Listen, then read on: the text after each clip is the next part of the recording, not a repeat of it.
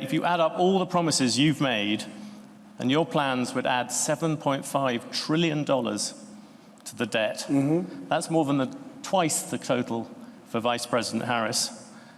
You're on course to push up debt up to 150% of GDP. This is a very business-like audience. Yeah. Why should they trust you with that?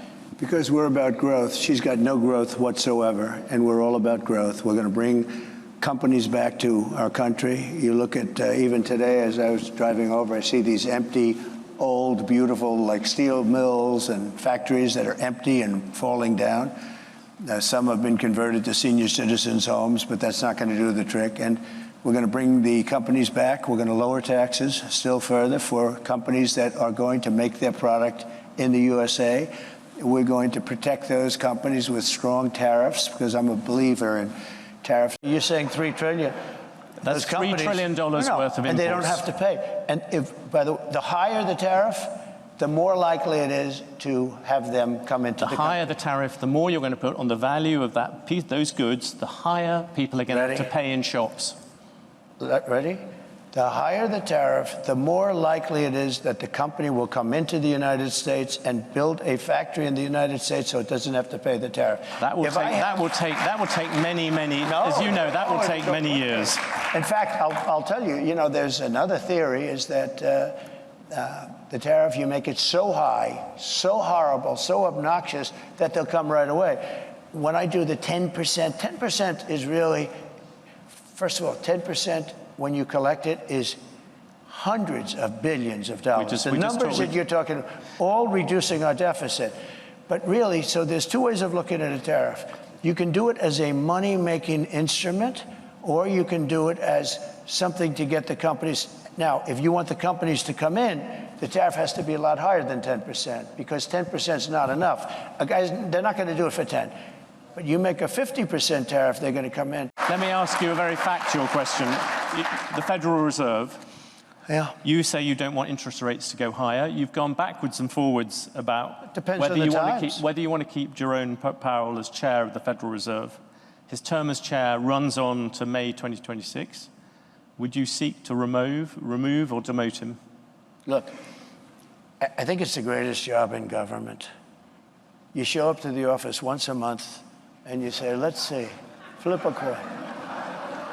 And everybody talks about you like you're a god. Oh, what will he do? I mean, before, the guy used to walk into my office, he was like begging, he was fine. But you did talk you talked about removing him once. I did, because he was keeping the rates too high.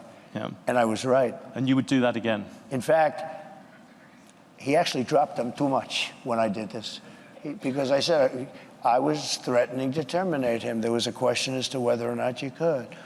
And there was an article in the New York Times, 2 half pages. 1 page said I can do it by lawyers. 1 half page said I couldn't. And that was enough for him. And he dropped the hell out of the rates. He dropped them too much.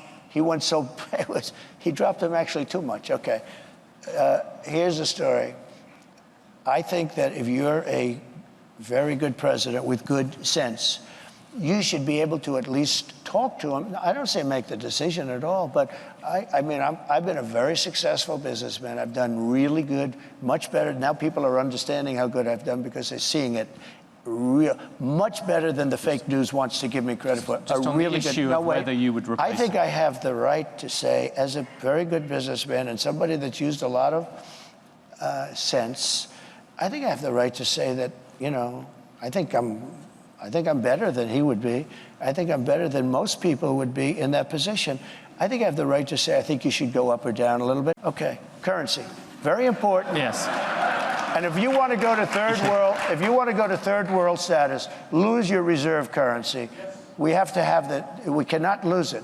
If you you'll go to third world status in this country, because you take a look at the way things are running. If a country tells me, sir, we like you very much, but we're going to no longer adhere to being in the reserve currency. We're not going to salute the dollar anymore. I'll say, that's okay.